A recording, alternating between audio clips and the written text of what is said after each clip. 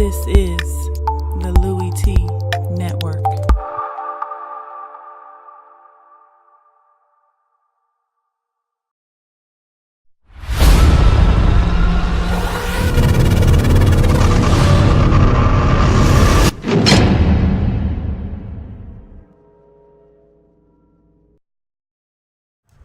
Who else could it be but me, your man, Louie T? Welcome to week number 2 in the National Football League. This is lockdown coverage. Your man Louie T here covering the entire National Football League like a blanket. Carolina Panthers at home for the first time in 2017, taking on their old defensive coordinator, new Bills head coach, Sean McDermott, and the Buffalo Bills. And if you're the Panthers, don't let anybody tell you that this wasn't a pretty victory. As ugly as it was, at the end of the day, you know my mantra, you know my motto. Doesn't have to be pretty. It just needs to be gritty and a dub. And any dub is pretty to me. I don't give a damn how it comes, what it looks like. At the end of the day, if you put another one in the left-hand column, boy, is that sweet to me. And so, yeah, it was an offensive struggle.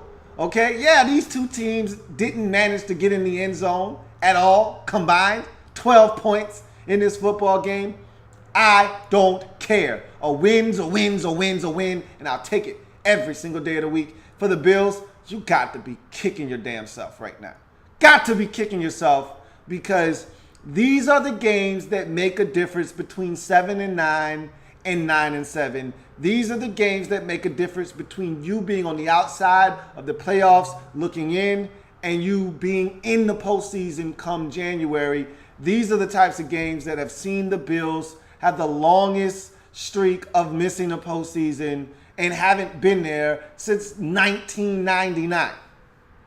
These are the types of games you got to win, and you had a golden opportunity and you let it slip through your fingers. So this is really disappointing for you if you're the Bills. You had an opportunity, you hung tough, you gave yourself a shot, and the opportunity came right to you with about 15 seconds left, and you let it go right through your hands. Tough break. But the good teams find a way to win in this league, and the bad teams find ways to lose. And you did that in this game.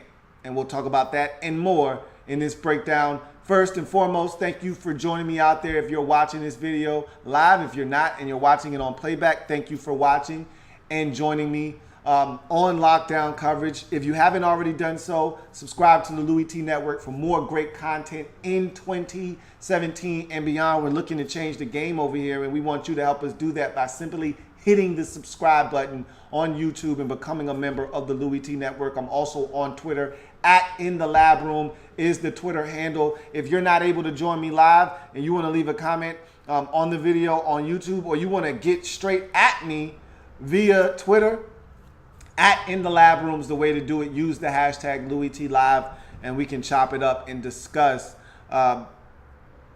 If you want to have your comment read at the end of this breakdown, same thing applies. Use the hashtag Louie T Live. I will read your comments at the end of this breakdown. We're going to start with the Panthers, who were able to get the victory, run their record to 2-0 with the 9-3 victory. We'll start on the defensive side of the football, because that's what's going to have to carry this football team this year. It's apparent. The offense isn't where it needs to be, and maybe the offense will get better, but they've suffered a number of injuries. We'll talk about that when we get to the offensive side of the football. I think the offense is going to be lagging behind the defense all season long, and so you're going to have to rely on dominant performances like this to get your W's. Last week, I didn't think last week was a good measuring stick for this football team, because you played the 49ers. First game under Kyle Shanahan. You knew they were going to struggle a bit just because they don't really have the adequate talent offensively to get it done, but that's a solid defense there in San Francisco.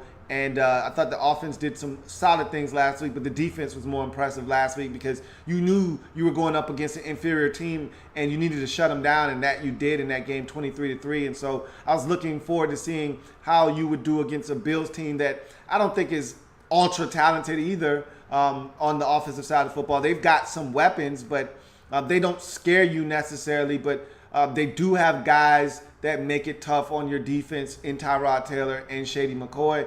And so I was anxious to see how you would handle those two guys. And for the most part, you shut those guys down. Now, Tyrod Taylor was able to escape the pocket and hurt you with his legs a couple of times. But for the most part, you kept him in check, especially via the air, throwing the football. You really harassed him and made it tough on him. And Shady McCoy never got it going in this game. And that's a testament to this Panthers defense up front. Julius Peppers had 2 sacks in this game. It's good to see him get out there in his first game in Carolina in quite some time. He got a rousing ovation and was the last player introduced. And it was a nice gesture done by the Panthers football team. And he came out and he played inspired ball along with the rest of this defense that really hampered the Bills and really kept them in check for the majority of this football game. And like I said, this is a team that's going to have to win games like this, not necessarily 9-3, but they're going to have to win off the strength of their defense, because I don't think their offense is in a position right now to where they can outscore the opposition. And so you're going to need the defense to hold teams down and give your offense a chance. And I thought the Panthers were outstanding defensively, getting after the quarterback, stopping the run and saying, hey, Tyrod, you want to beat us with your right arm. And he had an opportunity. He was unable to do it. And that's what you do in this league. You take the running game out of the equation and you make quarterbacks that you don't think can beat you. And so that's what you did in this game. It worked to perfection and you got the victory. And I thought it was a dominant performance by this Panthers defense. And really, I love the way that the secondary is coming along. It's a young secondary. Obviously, we know about the circumstances surrounding the secondary, but they're coming along at a really rapid rate.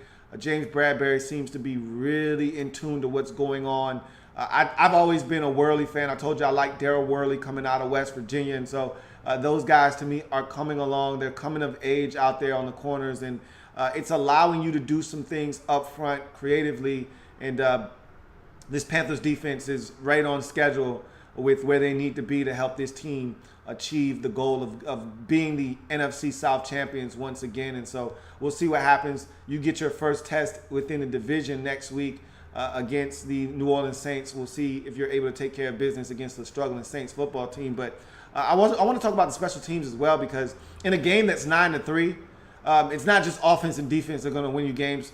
Your special teams are going to have to be outstanding too if you want to win in a game like this where the offense is basically non-existent for both teams. You're going to need special teams to win, because you got to win 2 out of the 3 phases of the game to win a football game. At least 2 out of 3 phases to win a football game. And in a game that's 9-3, special teams is probably going to play a huge part in a team winning or losing a football game. I thought the Panthers dominated special teams in this game.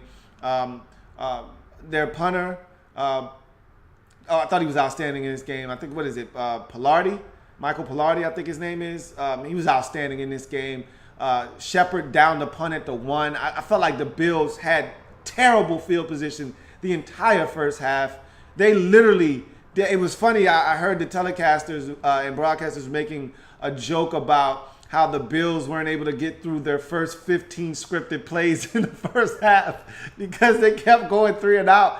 They had run a total of 17 plays in the first half. It was an abomination. They went 3 and out 3 times, and they had 1 set of first downs on a Tyrod Taylor scramble, and that was the extent of their plays essentially in the first half. They got 1 first down in the first half of this game. The Bills were anemic offensively, and a lot of that had to do with the Panthers' special teams. I thought their punting game was outstanding. I thought they did a really good job of not helping out the Bills with penalties, and the Bills were shooting themselves in the foot with penalties. They muffed a punt, did the Bills, in this game. Luckily, they were able to recover, but I thought the Panthers were strong on special teams, and Graham Gano 3 for 3. You got to have it. In a game like this, you can't afford any misses. 3 for 3 in the field goal department. I just thought that the Panthers won the battle on special teams, and that helped them win this football game as well. You go to the offensive side of things for the Panthers, and they're just missing some things. And the biggest takeaway for me in this game is Greg Olsen. He's such a big part of this offense. He's what Jason Witten is to the Dallas Cowboys offense. That's what Greg Olsen is to this Panthers offense. And without him in this lineup, I don't know how you're going to function properly because he's a big outlet for Cam Newton. He's a guy that wins consistently on third downs. He's the guy that Cam's looking to in the red zone. A lot of things change when Greg Olsen is not in the lineup, and it seems like he's going to miss a considerable amount of time. I'm hearing upwards of 6 weeks. It could be worse, but I'm hearing 6 weeks is probably the prognosis. And you got to know that once you get up there in age, you don't heal as quickly. So I don't expect this to be one of those, oh, wow, he's supposed to be out 6 weeks. He's only out 4. If anything, it'd take him a little bit longer. Again, your body doesn't regenerate and doesn't heal as fast when you get older, and this is an older tight end. But nonetheless, he leaves the game, and the offense essentially went to hell in the handbasket. I thought Cam was okay in this game throwing the football, but, Cam is a guy that leaves the football up high. I've always talked about that. That's why they have to have big receivers. Funches climbed the ladder a number of times in this game to go get the football, pluck it out of the air. KB was good in this football game, took a shot early. It took him a little while to get up, was a little nervous about that, but he was able to come back and have a strong game for the Panthers. They're going to have guys step up in the absence of Greg Olsen. Ed Dixon is going to have to play a bigger role in this offense, and we'll see how they're able to offset that injury and circumvent that injury. But those are big shoes to fill. I don't think anyone's going to be able to fill it by themselves. It's going to have to be a collective effort. They struggled in this game to fill his shoes when he left this ball game. Cam went down with a little bit of an injury. I think he had injured his ankle at one point in this game. So we know Cam is one of those guys. He's a big guy. He's physical. He does take a little bit of a beating throughout the course of the season, and he's a guy that will have multiple injuries on him at a certain point of the season. Hopefully this isn't the start of him racking up a ton of injuries and him being battered and bruised throughout the year. But he was able to come back in and try to help them get this W. But they've got to be careful offensively. They don't have a ton of weapons. I want to see them use Christian McCaffrey a little bit more. Had a nice catch down the sidelines where he had to climb the ladder and go get the football. I want to see them get the younger guys involved. I was so excited when they drafted McCaffrey and they drafted Curtis Samuel. I'm thinking this is going to be a dynamic offense. They're going to change the way that the Panthers do things, and really haven't seen that. I haven't seen much of a difference offensively. They look like the same plodding, methodical, drive the football down the field team. I was looking for more explosive plays similar to what we saw in 2015 and less like what we saw last year, and it seems like it's more of what we saw last year with this football team. Cam was under siege in this game, so the offensive line is a little bit of a problem. He was hit a ton in this football game, sacked a bunch. They're gonna have to be better. You're not gonna win many games in this league with 9 points, and you're not gonna be able to shut teams down and hold them to only 3 most afternoons. I know this is a good Panthers defense, one that you feel is one of the better units in the league. That's great, but you're not gonna hold teams to 3 points very often. You did it the first 2 weeks of the season, still haven't surrendered a touchdown. You really haven't played a real offense yet. And so next week, you'll get a chance to do exactly that. And I think the Saints are struggling. You may be able to hold them down as well. But you get the Patriots in a few weeks. We'll really see what you're made of defensively then.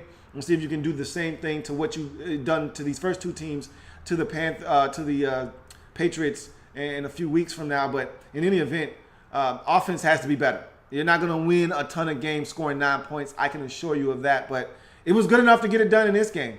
And again, don't turn it over. Don't help the other team. And if the defense is playing dominant ball like they've done the first 2 weeks, you don't have to do much on the offensive side of the football. You go from the Panthers to the Bills in this game.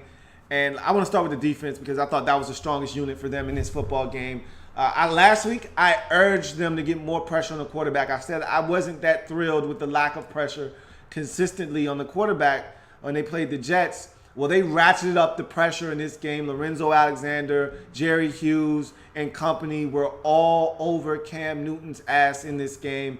They harassed him. They sacked him. They pressured him. They made him get out of the pocket. They made him get rid of the football quicker than he wanted to. I thought the Bills' pressure on Cam Newton was outstanding and probably one of the biggest reasons they were able to hold the Panthers to just 9 points in this game and keep them out of the end zone.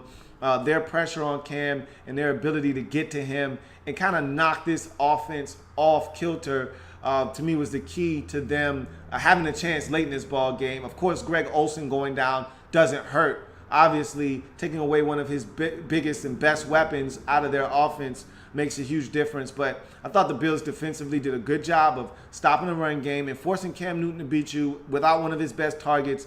That was the way to go, and it really proved to be a big opportunity for this football team to steal a game on the road.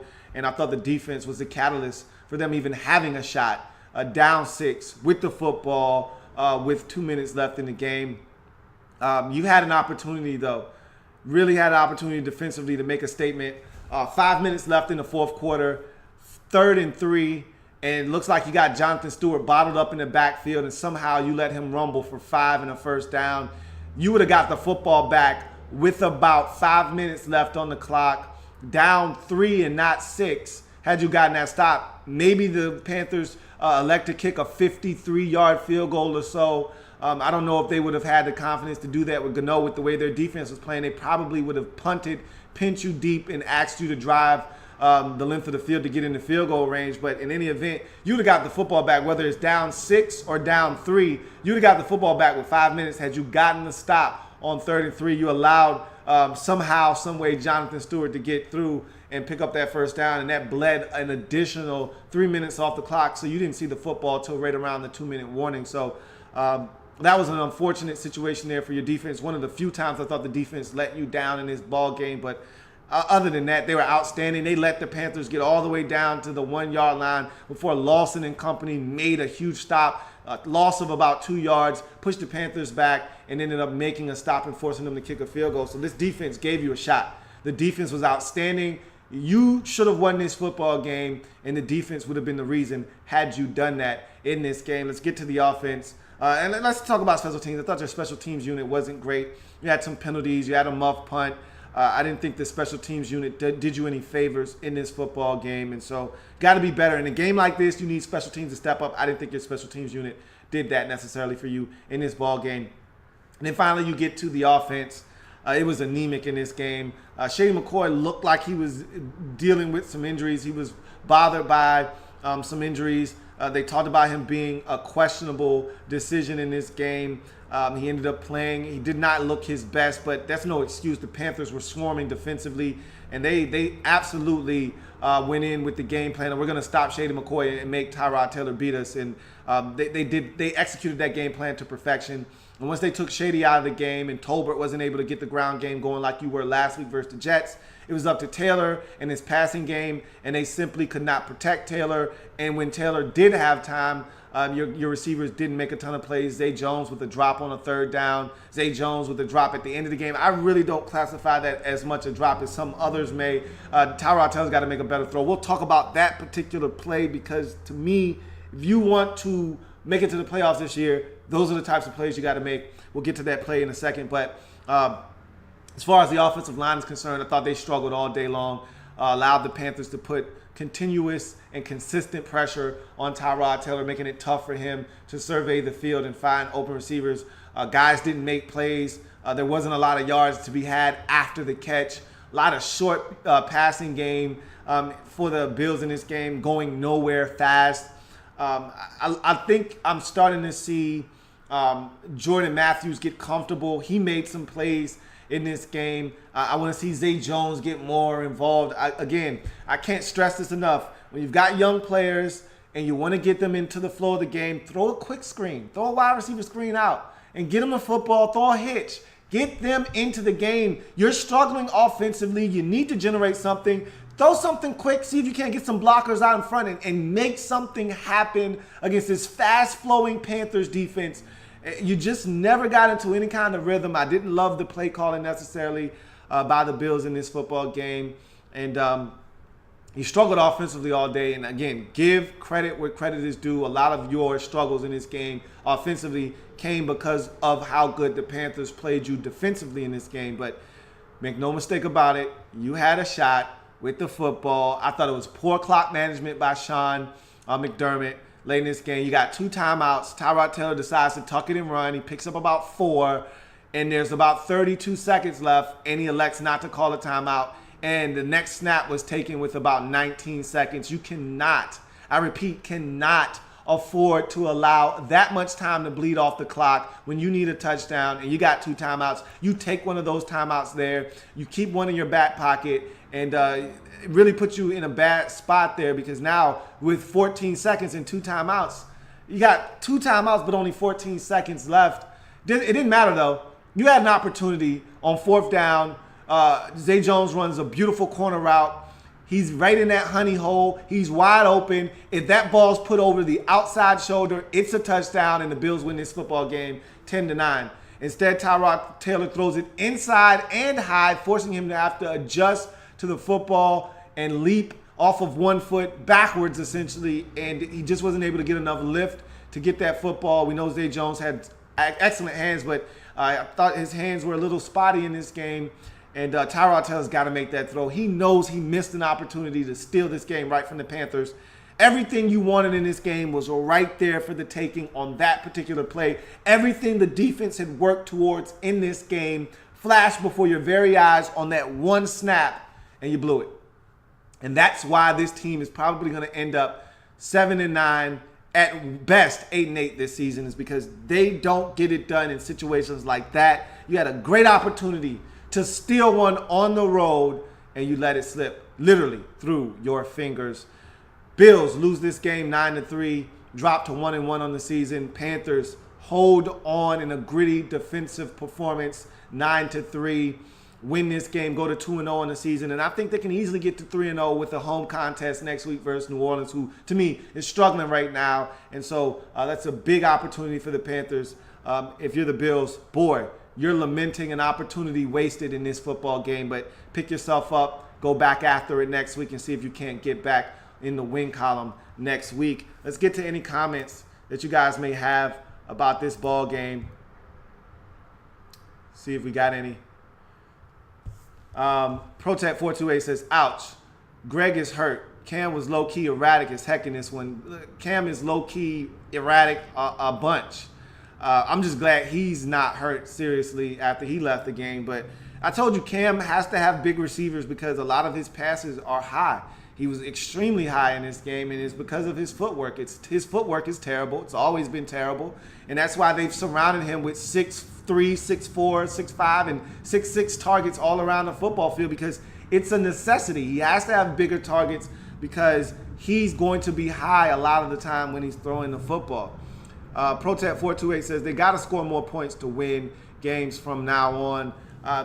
That's the thought process. You're not going to play the 49ers and the Bills for the remainder of the season. You're not going to play a bunch of offenses that are incapable of scoring double-digit points or even putting up a single touchdown. So, yes, they have to score more points, and they will score more points. They got to adjust now to not having their best and arguably their most important target on the football field in Greg Olsen. And they will have to do that, and I think they will, as they'll have some time to practice and figure out how to try to circumvent that injury. Protect428 says they got to use the young guns more, or they'll be continuously playing mediocre on O. I just feel like they drafted those guys for a reason, and they are dynamic football players, both of them in their own rights. You just got to figure out how to get. And I said the same thing about the Bills. Both of those guys are dynamic in space. The Panthers aren't doing a good job of getting those guys in space. How about a screen? How about you flank them out and you run a quick screen, get blockers out in front, and see if they can't turn it. Christian McCaffrey is a punt returner by trade. Get him out of space, get blockers in front of him, and see if you can't get this man on the move. Again, I don't know what these offensive coordinators are doing sometimes. I just don't get it. The Bills were coming with tons of pressure. Catch them coming on a blitz on a 3rd down. Pop one to McCaffrey. Get some blockers out in front and see if this man can't break off a big play for you and give you an opportunity to put a touchdown on the scoreboard. Again, I don't know. I'm just a professional football watcher. That's all. I don't know what I'm talking about. Protect428 says the Bills look lost on offense, but the pass rush was damn good on Cam, knocking dude to the ground consistently. I agree. I feel like they did a lot of good things in this game from a defensive standpoint, especially getting after Cam. The offense, they're still trying to figure things out. You know, you got some new pieces in Jordan Matthews and Zay Jones, so a lot of new parts. You got new offensive coordinator, a lot of moving parts here. And so I get the slow start to the season for them offensively, but there's no excuse for them not being in a better position in terms of getting the football to some of these guys out in space and allowing them to try to make some plays. So, yes, your comments are showing up, Dream58. If you want your comments to be read, have to use the hashtag LouieTLive, or I'll just skip right over your comments. That's the way I pick out the comments that people want to have read. Protect428 says, this is what happens when you trade your number one receiver, your best corner. Tyrod has a lack of weapons. The line of the Bills was horrible. And finally, the weapons just need to play better. They got to do a better job of getting these guys opportunities. And I think that's on the coaching staff. I put the onus on the coaching staff to put these guys like Zay Jones in a better headspace and a better opportunities to make plays and better positions to get their hands on the football. I didn't think they did that. So I put a lot of the onus on the coaching staff for both of these teams. I always thought that Mike Shula wasn't capable of really maximizing those skill guys that they drafted in the past spring's draft. And I'm not confident that he actually is going to get the most out of these guys. So it's early in the season. I'm not going to condemn either one of these offenses. But in any event, I'm not thrilled at what I've seen from either one of these teams in the first two games offensively. That is for sure. Mondraw says, since last game, I saw Cam as a gunslinger throw up for grabs QB. Is that normal, Cam? I didn't think he threw it up for grabs necessarily. I thought he gives his guys, they're so big, he gives his guys a chance to win. And when you got 6'3", 6'4", 6'5", 6'6" receivers on your football team, you give them a chance to go get the football. And that's what he did in this game. And they went up and got the football for him for the most part. Like I told you, Funches climbed the ladder a couple of times, made some outstanding grabs. Kelvin Benjamin went into some traffic, came down with the football. McCaffrey even went and climbed the ladder down the sideline and went and got one for him. So Cam knows the strength of his team is their size. And if he gives them an opportunity to go up, normally these guys make plays for him, and that's why he does that. Sorry, Dream58, you must have come late because I made sure I mentioned that at the beginning of the show. But yes, if you want your comments to be read, got to use the hashtag LouieTLive to have them read on the air. But in any event, it was an outstanding win. I mean, it doesn't have to be pretty. You know, it just needs to be gritty. And you have to find a way to get it done. And I'm going to tell you right now, I don't have a lot of confidence in Mike Shula as a coordinator right now. Cam gets injured, right, in this game. And remember, it's an ankle injury, mind you. And they call a read option play for Cam, and he keeps it, and he runs and picks up like 4 yards or so. But the point of it is, the man's injured. Why are you calling that play? Like, if you want to run that, run it with McCaffrey then. Put him in Wildcat. Don't put your quarterback at risk, but that's Mike Shula for you. Like I said, I don't love what they're doing offensively in Carolina right now. And so, in any event, that's going to do it for Panthers and Bills. Panthers get it done. And like I said, it doesn't have to be pretty. Just needs to be gritty and a dub, and that's what they were able to accomplish. They got the win, 9-3, run their record to 2-0. Bills, boy, are you slapping yourself right now. You missed a golden opportunity to get to 2-0 on the season and still won on the road. And so you're 1-1 after not being able to muster a touchdown in this game. And 3 points, not going to win you many ball games. Pretty much, you're not going to beat anybody scoring 3 points unless you pitch a shutout. And those are rare in this league. And so not good, not very good at all if you're the Buffalo Bills. And if it happens in the National Football League, whether big or small, we cover it all here on the Louie T Network. I'm going to continue coverage of every single game all day long, lockdown coverage. Your man Louie T covering the entire National Football League like a blanket. Remember, if it happens in the National Football League, your man Louie T's got you covered. I got more breakdowns to go, including Jacksonville and Tennessee, among others, Baltimore, Cleveland, Arizona, Indy. All of those are coming up and more. as the day progresses. I'll see you guys a little bit later on. Thanks for joining me. Hope to see you a little bit later on. Have a good one. Your man Louie T signing off. See you next time.